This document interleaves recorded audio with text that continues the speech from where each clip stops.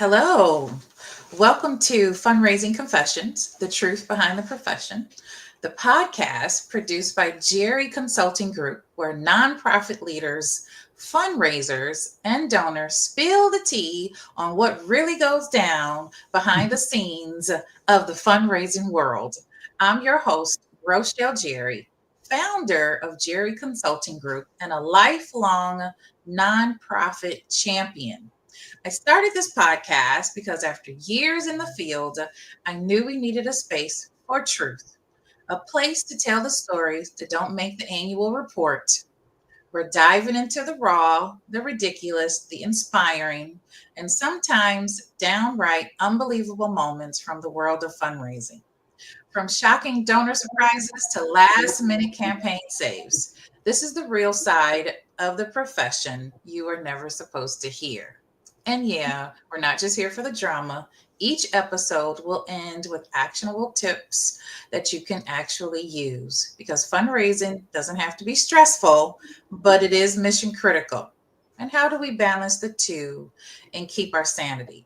So, this show invites all of you, the CEOs, the donors, the fundraisers, and the non fundraisers, to share your behind the scenes stories, the raw, the funny, the chaotic, and the incredibly human moments of nonprofit life. And if you've got a story to tell, we want to hear from you. This is your platform too. This is Fundraising Confessions, the truth behind the profession. We're going to get into it with Mr. Ken Miller, President of Denali FSP Fundraising and Grant Consultants. Welcome, Ken. Thank you. Now, I'm going to read your bio. So if you hang in there with me, let me celebrate you for a few more moments. So Ken Miller, our guest today, is the president and a founding member of Denali FSP Fundraising and Grant Consultants, a firm specializing in fundraising and grant consulting services, founded in 2014. Raised in Anchorage, Alaska, Ken graduated from Bartlett High School in 1980 and later at Dartmouth College in 1984. His firm is renowned for strategic fundraising and grant management solutions, helping nonprofits, tribal entities, and government organizations maximize their funding potential.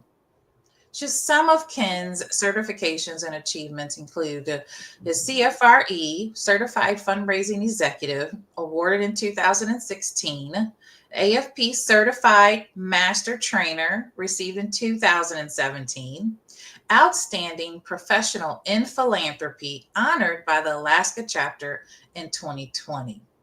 Now, Ken's career highlights also include expert grant consultant, a dynamic fundraising strategist, professional mentorship and training, community and board involvement, and client testimonials. Ken is highly regarded by clients and peers alike for his innovative strategies and commitment to client success. And I can personally say I appreciate all of Ken's contributions to the profession, which has inspired me, and one of the reasons why we have this platform to have these conversations, for voices to be heard and have these conversations. But before we dive in, I want to congratulate you on the release of your new book and your launch party you just had last night. So, Becoming Ken, One Black Man's Journey from Ivy League to Prison and Back Again. Congratulations on your book and your release. You can purchase on Amazon today. And what a fantastic launch party you had. So if you just want to say a few words about the launch of your book and, how do you feel about the success of it? Well, it is a success because I did it. It was a 3-year process. I would That's just right. empower anyone that wants to write a book to do it. Just do it. There was some ups and downs. We'll talk about ups and downs throughout our fundraising careers and other areas. But I'm just so happy that it's out there. And I'm just hoping that it will touch people in a positive way and bring some joy and some inspiration to them.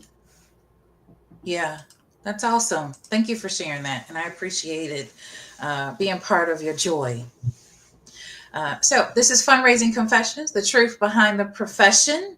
Why are there so few Black male fundraisers? Is our title today. So, can you start us off with telling us a little bit about your path into fundraising? And was there a pivotal moment or mentor that sparked your interest? Excellent question. So my story is probably a little different than some, but I think we all have unique stories and how we got into the field itself. Due to some circumstances, which obviously are in the book, because it does have the word prison in there. I was released from prison Yeah. in 2007. 3 years later, I was in Anchorage, Alaska, and I was looking for work. I heard there was a position open as an executive director of a food service place, um, a food kitchen called Beans Cafe. So I went down there and I talked to the gentleman. I said, "Hey, I'm here to apply for the executive director position." And he looked at me and said, "I am the executive director. And as far as I know, there's not a position open." And I was like, "Oh, okay." And he said, "But I do have a position as a development director." And I said to him, "Well, what do I develop?" Because I didn't know what it was. I just needed a job. Okay. And he did tell me it was fundraising. I said, "Okay." Can I see some of the numbers? And he shared me some of the numbers of the organization. And I said, "I can do this, this, and this," because I had always been in sales. I always say I've been in sales my Mm. whole life, legal and illegal, but I've been in sales. Okay. Ah. So I know how to sell something. So I went in there and got hired on trust. Another black man vouched Mm-hmm. for two black men Mm-hmm. vouched for me, Mm-hmm.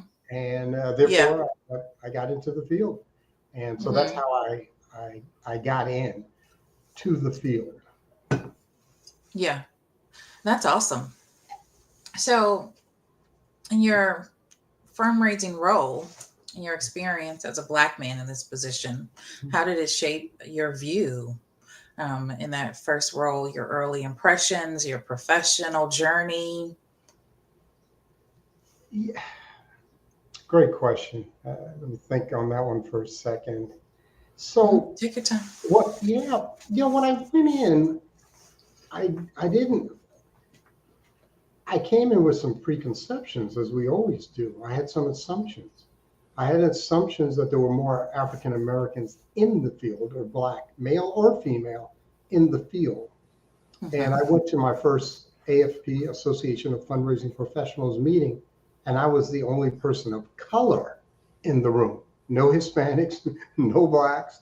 It was a bunch of white females and maybe one or two Mm-hmm. white males Yeah. out of 30 people. And so I was Yeah. really surprised and I was a little concerned. Yeah. I'm not in Kansas, I'm in Anchorage, Alaska, and I didn't understand why there were so few. Then a beautiful lady named Julie Varee, who had been an African American woman, had been in the field for about 20, 25 years, came Mm-hmm. to probably the second or third meeting. And she was pivotal in me identifying and meeting my mentor, who I was to meet later on. But again, I was surprised. I was very surprised. But knowing that, I'm very comfortable in areas of a lot of white folks. I just keep it. I just want to keep it real. I'm just This very, is very fundraising. This is fundraising confessions, okay. where So I'm we gonna keep it keep it real. real. So I've been please trying keep to it like real because we stifle my need to have thoughts. the real conversation of what we go through, and Okay, then we want to talk about the opportunities, the beautiful, solutions, the beautiful. all of it, right? So I went to Dartmouth. Dartmouth probably the widest. It is the widest of all the Ivies. It's in New Hampshire, upstate New Hampshire. Yeah. I was very comfortable around white folks, very Mm-hmm. comfortable. I knew how I wanted to present. I presented, but I also know that I have a job to do. And I was a very good fundraiser, what we call a frontline fundraiser. But I Right. was very, very uncomfortable in those worlds. But I had concern of the lack of, especially black men in this field. Yeah. Why is that though? Why are there so few black men in fundraising? Nonprofits, foundations, you have the academic structure, hospitals. You think of all the areas that have development teams, right? Like, why is that? Quite a few reasons, and I've looked at this in depth over the years. Hmm. Number one, they're not exposed to it. That's number one. We're not exposed to the fundraising world, the development world, the advancement world. Hmm. Number two, and this is just as important, is that we don't see enough of us in the world. We go to conferences, we go to online teaching, and we don't see us speaking or from the stage. What can we aspire to?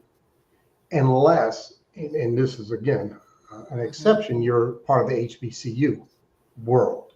Okay, if you're in a historically Black university or college, then you may be exposed to a Hmm. hierarchy and or leadership that's Black. But most of the time, you're in a setting Hmm. that the leadership is white, and then you're going to conferences where everybody speaking from the stage is white and or very few individuals of color, especially as a Black Hmm. man. That was a big Hmm. concern, and we'll talk about that a little later. So Yeah. that's number one. Number two is we have very poor retention of the Black male fundraiser. That is definitely an area. So you would see more Black fundraisers if they could stay in the field long enough, because they come in. I've known literally hundreds that have come in, but do we keep them in, especially going on to that second, third, and fourth year? And then Yeah. do we have something that they can aspire to, whether in leadership, executive directorship, major gift work, dot, dot, dot. So Yeah. those are some, and then another thing, I'll be, again, we're going to keep it frank. For sure. Many Black men see this field as being feminine. It's being feminine, feminine. I can say that word. Hmm. Hmm. And they're like, oh, I got to do something that's more because we've been trained as Black men that Hmm. we have to be macho or that we have to be so into a male dominated or male field. And so they Yeah. see this as being a soft field. It is a beautiful field. And you can Yeah. still be all the man that you want to be within this field. Yes, it's predominantly women, but it's predominantly women at the lower levels. You go to some of the higher Hmm. levels in the hospitals and or advancement, which is the colleges, universities, you'll see quite a few more men in Oh those yeah. leadership positions.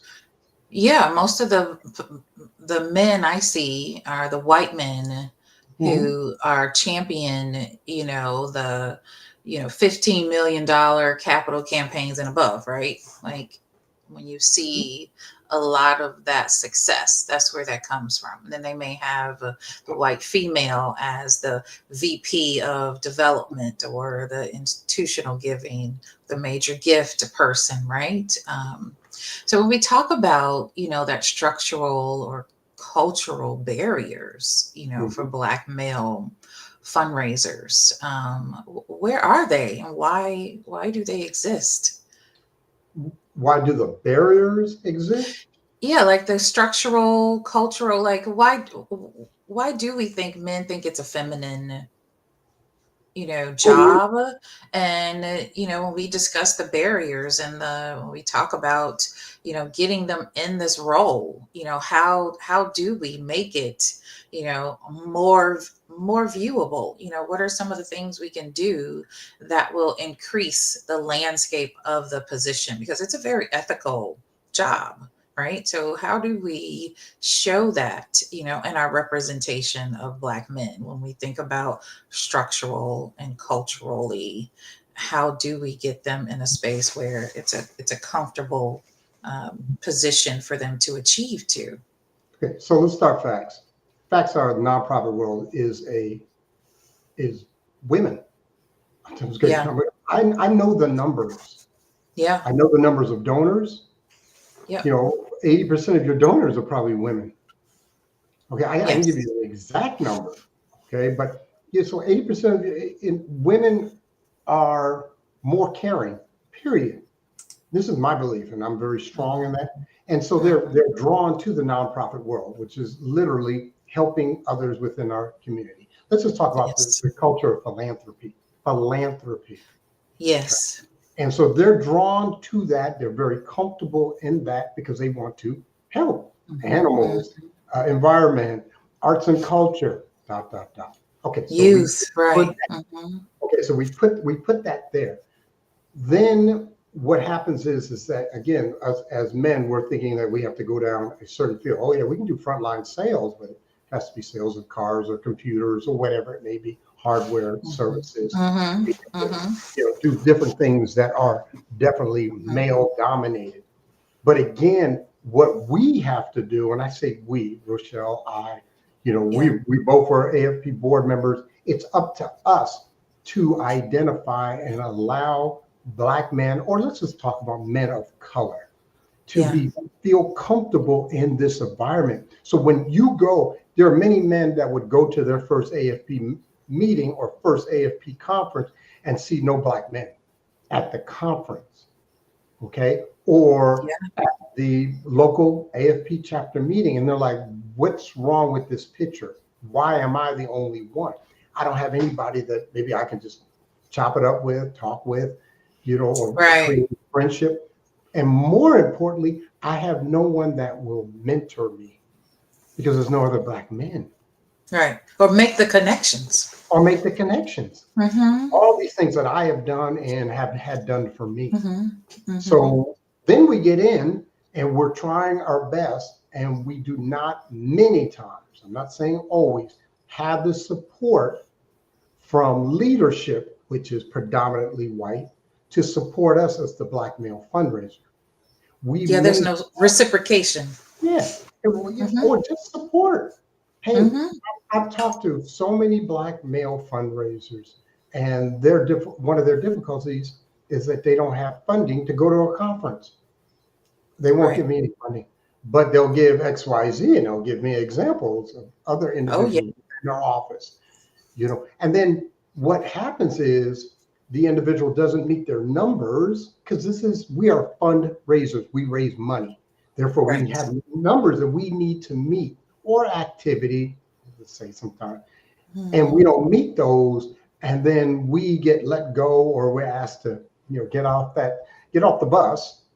And then it just, it just makes it even easier for that individual in leadership that is white to say, oh, it doesn't work out with African American men. Right. They're not the ones for our team. Right. Okay. You didn't make So, your numbers, so we can't yeah, afford to send you right. to a But five why didn't you thousand make, dollar yeah, conference. right. Or why didn't you make the numbers? Because you didn't support them. You didn't Right. provide resources for them. Maybe Yeah. they may need coaching. Maybe they need some mentorship. Maybe they need to go to another conference. Maybe they need to do some online training, whatever it may be. Did you provide those resources for them? Right. Okay.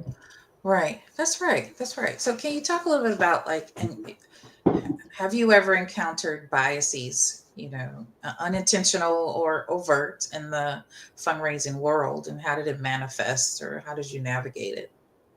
I, I'll be honest, I don't see a lot of unintentional bias. Most of the bias I've seen has been intentional, I know that's right. So I had, so you're talking about stories. So I went out to speak with um, the blood bank. Hmm. I name names. I'm not going to name people's names. I'll name organizations. This is 12 years ago. Yeah. I went Yeah. to go to, and I know his name, it just popped up. So I go Yeah. out there to talk with the executive director, CEO, president of the blood bank, Alaska Blood Bank. And they Hmm. wanted a consultant, to come in and help. And I, at the time, was literally the only consultant in Alaska, literally the only consultant. And I'm Hmm. very good at what I do. I've worked with 140 clients. Right. Of course. Right. Anyway, so I'm out there and I'm talking to him, and I tell him exactly what I can do because I know I can help you, da da da da da. And I send him a proposal that evening, and I don't hear anything for like a week. And I give him a couple calls, but he's like ghosting me. And then I called someone I knew there who knew me from AFP. And I said, I haven't heard anything from the CEO. Do you know anything about the proposal? Because I was going to work with her. And she wanted me to work with her. She goes, oh, you don't know? I said, no. He said, when he came back from the meeting with you, he said to the team, why didn't you tell me he was a black guy? That's exactly what his Mm-hmm. words were. Mm-hmm. And they didn't know that one of them was a friend of mine. But why didn't you tell me he was a Mm-hmm. black guy? And never engaged with me, even though I'm the only consultant and I'm very good at what I do. So that's overt. And it's and my feeling today is I feel bad for that Yeah. individual. That's Yeah. where my compassion is unbounding. And so I feel it was a disservice to his nonprofit by not engaging with. Yeah. If you felt something was wrong with the proposal, I'm cool with that. But I have people that will vouch for me, and I know what I can do and could have done for your organization. It would have been a That's right. value. So, Oh, that's right. That's right. Yeah, for sure. I know I've had my share of stories. mhm. So fundraising is often built on like that relationship building, right? Like you say, you all could have had a great relationship and would have benefited you both, right? But like when you think of cultural stereotypes, like when I think of that statement, why didn't anybody tell me he was a black man? Do cultural stereotypes, about black men ever hinder or shift donor perceptions of you? Of me or of the other individuals in the field? I just want to make sure I answer this. Of you. It may in the beginning, Mm, but once people understand I'm an expert, I have right. no problem saying that. I am That's an right. expert in my field. I've been teaching for 15 years. I've worked That's with right. 140 clients. I am good in fundraising. I'm very good. That's So right. I can articulate the solution to your problem, Mr. and Mrs. Potential Client.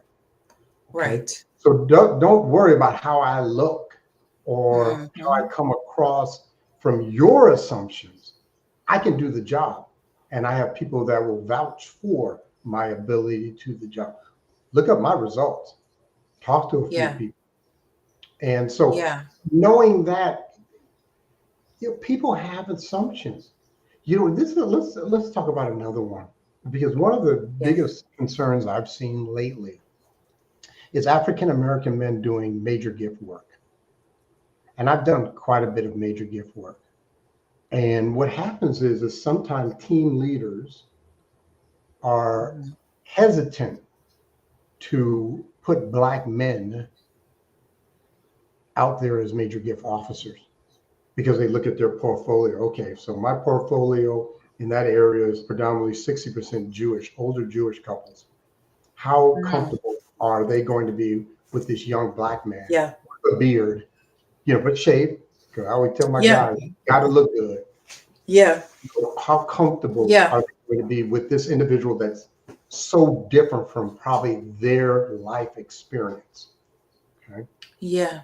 But please, if anyone's listening from that level, allow us to produce. Allow That's us to that's right. produce. And we will produce if we are competent. But again, and I want every black man that hears this, and I Hmm. teach this all the time, you still got to produce. That's right. Don't worry about the excuses. Don't worry about the justifications or rationalization. If they're not sending you to a class, hey, invest in yourself. That's Okay. right. That's what I did. Me I didn't too. wait for someone else to send me or my boss to send me. I said, hey, Yeah. this is what I have. Do you mind if I take the time off to go to this conference? I'll take care of it myself. And half the time he said, no, we'll take care of it. You're doing such a great job. Okay. Yeah. So but before the justifications, rationalizations, and or excuses why you didn't produce, make sure that you've done everything on your end to become good at what you do, let alone great. Oh yeah. Yeah. I've been doing this so long. I remember when people would call to make a donation over the phone, and once they realized the person they were talking to was a person of color, there were some challenges given that credit card number over the phone. Let me So just say this. many times, and I've been told this, I don't sound like I'm Black. People tell me that. Oh yeah. And well, Yeah. remember, I had talked to that gentleman for Yeah. something, he's Yeah. not doing, and Yeah. so it doesn't really matter if you sound like, because I most of the time, especially as African Americans, we can tell. We can Yeah. tell. We can Okay. tell. But Yeah. sometimes they can't tell. And Right. again, it's up to us. They're going to make an assumption upon meeting you. Remember, we talk about that. How do you come across, in your appearance, your demeanor, and or your expression verbally? How do you come Yeah. across? And That's right. you can learn that though. I sort of teach that. Yeah. Yeah. Yeah. Um, so if we think about, organizations, right? Like internally, recruitment, what suggestions do you have for like attracting and developing Black male fundraisers and retaining Yeah, them? that's the key. So Mhm. one is be intentional that I want diversity within my team members. Okay. And that's what we're really looking for is with diversity. It's number one. Number two, be intentional if you're wanting, people, men of color. Okay. Because really the diversity a lot of times is that we want to get some men on the team. We have four Yeah. women, three women. I've worked with this many times. Okay, so let's bring in men of color. Number two, skill sets. They may not have the skill sets of the other individuals coming in. There may be on paper someone that looks better, white female, that looks Mhm. like they could be more competent. But given the opportunity, and now that's up to you once we get them in the door, is to invest in their success. Invest Yeah. in their success. And the number one thing I would say is invest in education and invest in potentially, uh, online and in-person education. AFP, get them in the association. AHP, Yes. AFP case, get them in, okay, Yeah. and then support them on the way. And almost as important is check in with them Yeah. consistently. What do you have any questions, any concerns, any thoughts, Right. any friction internally, let Yeah. alone externally? Because this is Yeah. another thing I want to say to the Black male fundraiser that is listening. To be a great fundraiser, you have to fundraise internally. Hmm. You have to work with your vertical and you got to work horizontal.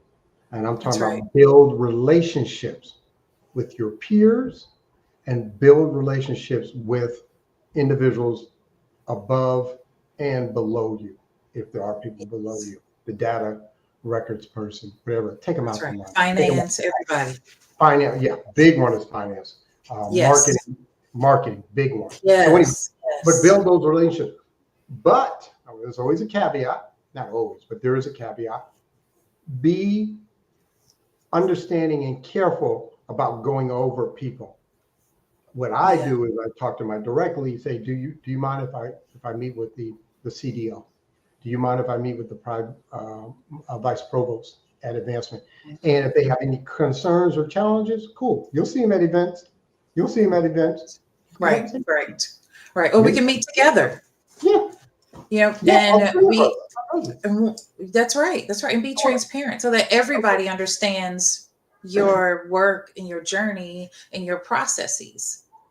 And the greatest question you can ask a leadership person is, what do you recommend or suggest I do next? Hmm. Hmm. Right. Because now you're asking them for their experience, their knowledge, their, spending years in the field. What do you think would be best for me to Yeah. grow in this position or grow as a person? Yeah. Yeah. So tell me a little bit about your mentors or Mhm.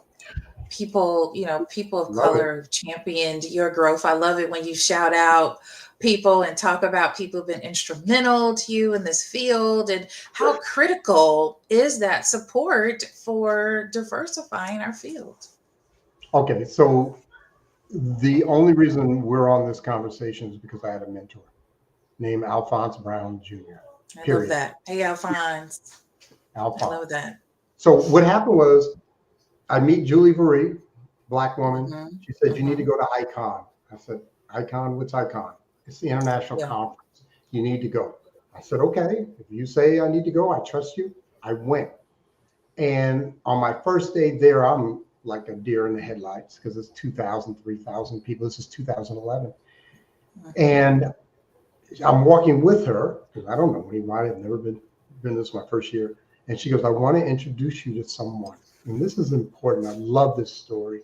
So Hmm. Alphonse, who is probably 10, 15 years my junior, he's been in the field for 30, 40 years from the 70s.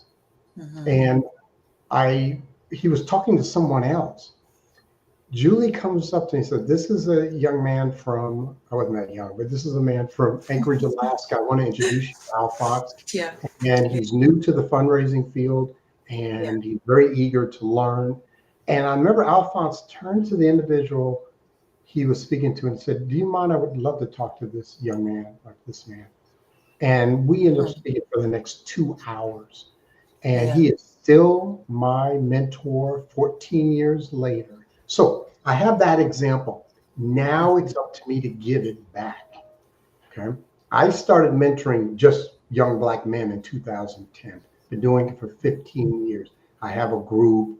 I have a Black men's book study. I have Mhm. mentees, many mentees. At one point, I had 28 of them. Yes, I love it. But I have 10 now, Hmm. and they're so what do you do for a mentor in the fundraising world? My goal is always is to engender dreams. What is your dream? What is your aspiration? What is your goal in the fundraising world or even in life? I'm going to do everything within my power to mentor and support you in that, to engender that dream, make it a truth. And so I've supported gentlemen going to conferences financially. I'm not bragging or anything. I'm just saying that's That's what right. I've done. I That's started right. Men of Color and Development. I started that. I That's founded right. that organization. Yes. 400 Yes. plus men in there now. Okay. Yes. I was on the Congratulations. AADO board, was on Mm. their first board Mhm. because, and then I advocated, Shout as you out Men of Color and Development and AADO. posted, look them up, mocid.org. That's right. The other thing is I was on the AFP Global Board for 5 years. Every year I Yeah. advocated for Black men, and Yeah. we got scholarships. And one year Yeah. we had 20 that came in at no cost, room, board, and the conference itself. And then, but the Yes. most important is I see you. That's what I do when I Yes. meet for. I see you. Where are That's you right. at? And so you're talking about something I'm super passionate about. That's right. And I think it's so important. This is the most important thing that I left MOSID with when I came off of their board Hmm. is that we had set up mentoring where we have 11, 12 mentors and we have 40, 50 young men being mentored. So we set up hopefully we'll continue as generations Hmm. of Black men mentoring Black men in the Yeah. area of fundraising and life. Yeah. Yeah. Yeah. I love that. So so when you think about community impact, right? Because we're fundraisers, right? In the nonprofit world. So when you think about, how you identify as a Black man, does that inform the causes and communities that you're also passionate about?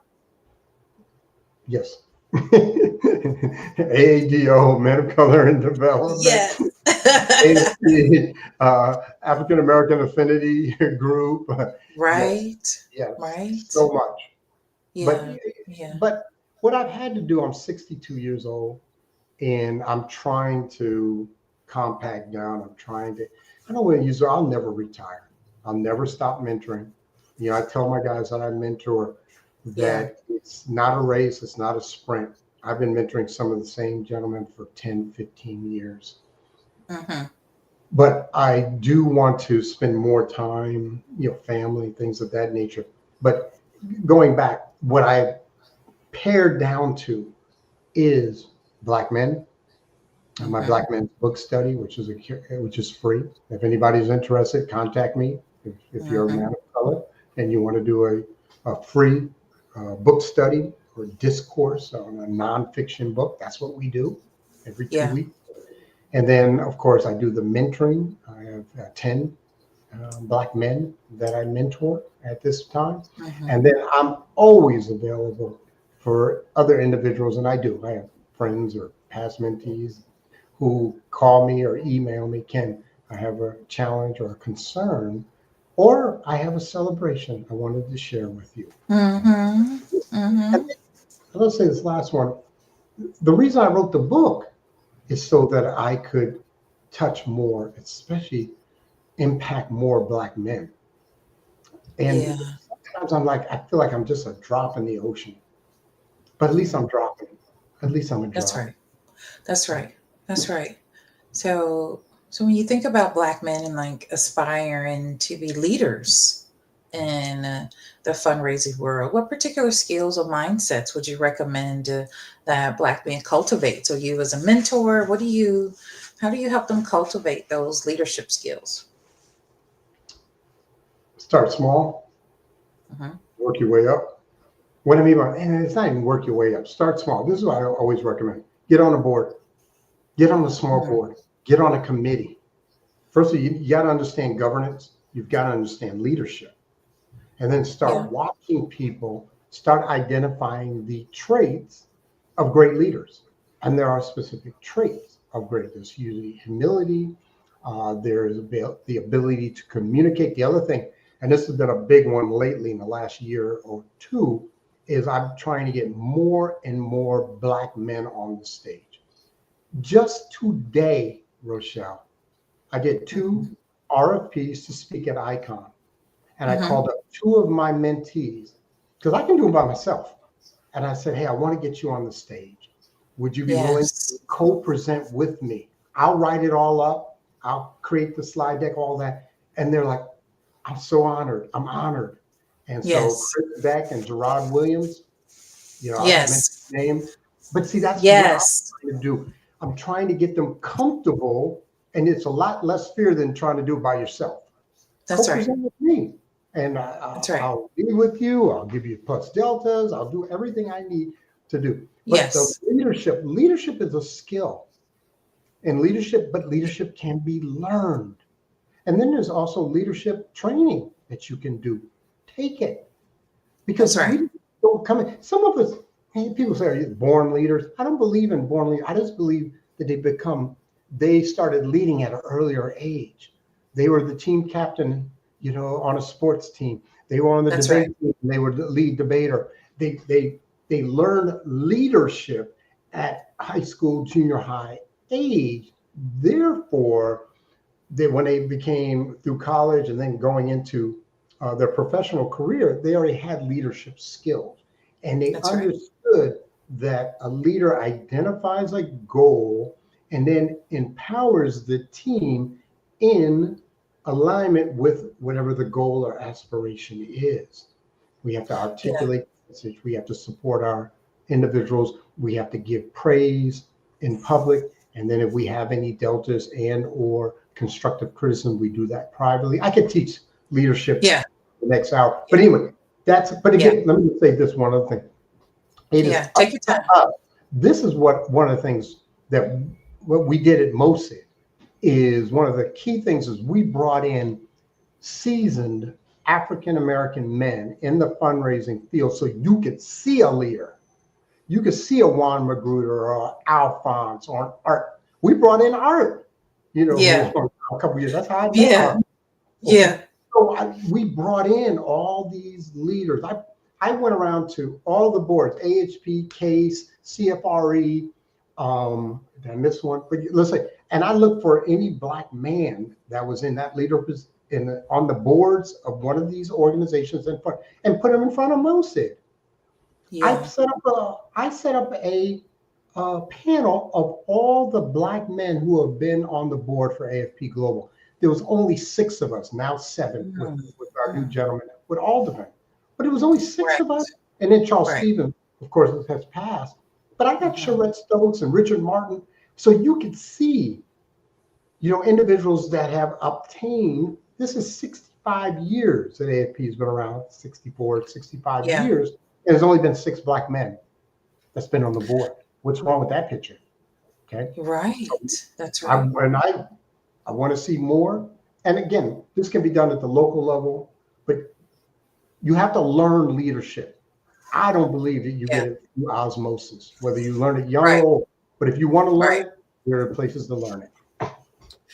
Right, exactly. And that's such great advice, Ken, especially with it's graduation season. Mhm. You have your college, your grad school graduates, people that are pivoting careers because of the nonprofit landscape. So that is great advice. And so when we think about resources, like you've mentioned several of them, like I'm also a member of AADO, which is African American Development Network, Officers Network, right? But what Mhm. other groups? I'm also a part of the African American Affinity Group with AFP, which is the Association of Fundraising Professionals. But are there any other trainings that we have not mentioned or networks that you would like to point Black male fundraisers towards? Just want to make sure we've covered. Well, men of color in development is number one. You Well, know, yes. yeah, and then of course, then AADO. So look for men of color in development. In fact, Art, is going to be speaking. I Hmm. think June 30th, if I'm Okay. correct. Yeah, June 30th. But just go to the Men of Color in Development Okay. .org. And then, of course, AADO, we have a conference coming up in September. I'll be there. I'll be speaking, but there'll be Okay. multitude. And it's also, you have to get comfortable around knowing that there are other African American men that are in your field. Okay. Hmm. Hmm. Then I would look at CASE. Okay. So Hmm. that's going to be for those in advancement. They definitely have some larger conferences where there will be multiple African Americans, because we're a lot of, again, coming out of the HBCUs, but other ones coming from other colleges and universities. And then Yeah. if you are in healthcare, definitely AHP. One of my good friends who also lives in Bellingham is on the AHP board, black man. Okay, so there's definitely individuals in that field. And then I'm trying to think anything outside of fundraising. And then outside of fundraising, uh, I would say there are, the 100 Black Men. You can look for those type of organizations. Look up, if you are looking to be mentored, contact me. I may Hmm. not be able to do it, but I know someone that can.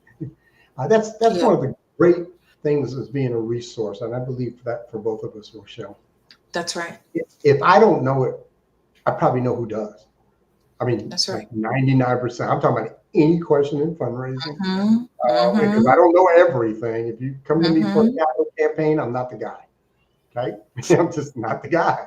If you're coming to me for community centered fundraising, talk to Vuli. I'm not the guy. Yeah. Yeah. And I'm Yeah. not saying that in a negative way, but I'm not going to fake the funk just so you That's like right. it. Okay, I'm That's always right. going to keep it real. That's right. That's right. That's good. So when we think about the future of Mhm. our profession, what would success look like in terms of Black male representation and influence in fundraising? It's going to increase. Period. 100%. Why do you Yeah. say that, Ken? Because we have a strong AADO, because we have a strong men of color in development, because we Okay. have a mentorship program, because Hmm. we have black men speaking from the stage. Hmm. This 10, 15 years ago, we did not have this, especially at the level. AADO was around, but we didn't have it at the level. That's right. We have That's right. AADO is 3,000 people, or maybe it's more than 3,000. I know there's Yeah. 400, 450 Yeah. in men of color in development. There was Yeah. zero 3 years ago, zero. Okay. We got the African American Affinity Sessions. We're getting 50, 60, 100 people at Yeah. the ICON International Conference. There Yeah. are resources so you do not have to be alone. You don't have to feel that you're alone and that no one is supporting you on your journey. That's But it's right. up to you to avail yourself of the resources that are out there. So I see great things happening. I see great things. I think there's going to be another black man who's going to be the chair of AFP at some point. Mm-hmm. I think I see Mm-hmm. that happening. I Yeah. see more black men speaking from the stage. I see more black men being chief development officers, development directors, and/or vice provosts of advancement, whatever Mm-hmm. title you want to have. And I see many more black men becoming executive directors of nonprofits with a knowledge or a background in fundraising. I That's see right. that. That's More right. black male chairs of just chairs of That's right. nonprofits and for profits for that matter. Yeah. Yeah, for sure. I mean, one of the conversations I've had, recently was the new president and CEO, Art Taylor of AFP. And it was about how nonprofit boards and CEOs and who don't understand the fundraising journey, right? That the True. profession has not done a great job of educating the non fundraisers. So, in our final reflection, what are some takeaways that you would give nonprofit boards and CEOs about emerging fundraisers, equity in our profession, understanding what the profession is? Number one thing I would say, stop the talk and do the action. Just stop the talk. I remember when George Floyd situation arose with George Floyd, and I said it right Mhm, then. I said it on mhm, the webinar. We got two mhm, years. We got 2 years. We're going to be the flavor of the week for 2 years. And now mhm. you see all the pushback, all the anti-DEI. So I'm speaking to the boards and the board chairs, especially. Be intentional and just do it. Don't give me excuses as we can't find anybody. You didn't look hard enough. Don't give me excuses. Our environment is predominantly white. Okay, there's black folks in every city and state in this country. Okay, Mhm, period. Okay, mhm, then don't set them up to fail. Don't set them up to fail. Yeah, you might have to give a little more resources to make mhm, a success of the person of color. It's worth it because this is your community. This is mhm. your people. This is your community. This is the people you're bringing in. So give the resources that are needed. That's right. Give that space, give that grace. And then if there is a setback, don't assume that is everyone in the community or everyone within the African American community because you had a setback with one or one person left you. They might have left you because they have a greater opportunity to provide for their family. That's why they left That's you. It right. wasn't about That's you. right. So anyway, again, I get a little strong on this. It's just Mhm, what we did is we did some action. 100. We did action at AFP. 100%. mhm, And it's sometimes mhm. people get this, and I know this, and you were a board member too. We would get flack that we're not doing enough. And my thing is, do you know what baseline was? Do you understand what baseline was 5 years ago? And what we did, Right. we had a black woman chair. We had five African Americans on the board, the most we've ever had. We're Yeah. fighting battles on That's right. behalf of the whole community of AFP, and also they're fighting that battle for the African American community, okay, As well. as well. That's right. That's right. I appreciate this so much, Ken. We have so many takeaways from this conversation. Um, when I think about representation, the systematic barriers, just in the basis of recruitment alone, the perception, um, mentorship. We talk about storytelling, our equity. So, are there any other takeaways you would like to mention as we close out our conversation? Yeah, I have a takeaway. Thank you. I tell people, they used to ask me when I first got started, what do you Mhm. do for a living?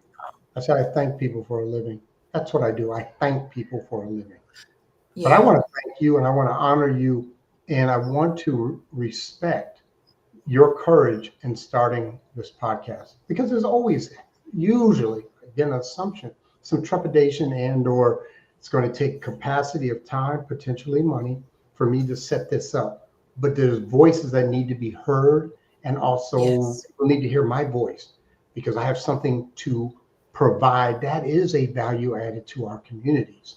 So I want to just tell you I so respect that you're doing this and I so respect and honor your commitment to our sector, your commitment to AFP, and your commitment to people of color, especially African Americans in the fundraising field, Rochelle. You're phenomenal. And I'm just so glad I can call you a friend. I really am. Well, thank you. Thank you. I appreciate that. And you were one of the first people I met at AFP. So I appreciate you. I appreciate having your number in my phone that I can call or text All with it, like, with this interview. So I appreciate it. I knew you were going to bring exactly what I envisioned for this podcast, which is an opportunity to share our stories, but also in a way that it can help those that are listening. So thank you for tuning in to the episode of Fundraising Confessions, the truth behind the profession. A huge thank you to our guests with much appreciation, Mr. Ken Miller, for sharing such candid insights on why there are so few Black male fundraisers and for lighting the way forward. If you found this conversation valuable, please subscribe, leave us a review, and share with a colleague who cares about building more diverse, inclusive teams. You can find show notes, resources, and ways to connect at consultjerry.com. And I will have all of Ken's information and references listed in all of the notes. So join us next time as we uncover more unfiltered stories from the fundraising front lines because every voice matters when we're shaping the future of philanthropy. So until then, keep championing equity in your work and never stop telling the truth behind the profession. And I'll let Ken take us out by plugging his book on where we can get it. You can get my book, Becoming Ken, A Black Man's Journey from Prison, from the Ivy Leagues to prison and back again at Amazon and also on Audible. There is the ebook, there's a soft cover, and there's a hardcover at Amazon.com. Very appreciative. Thank you. Thank you.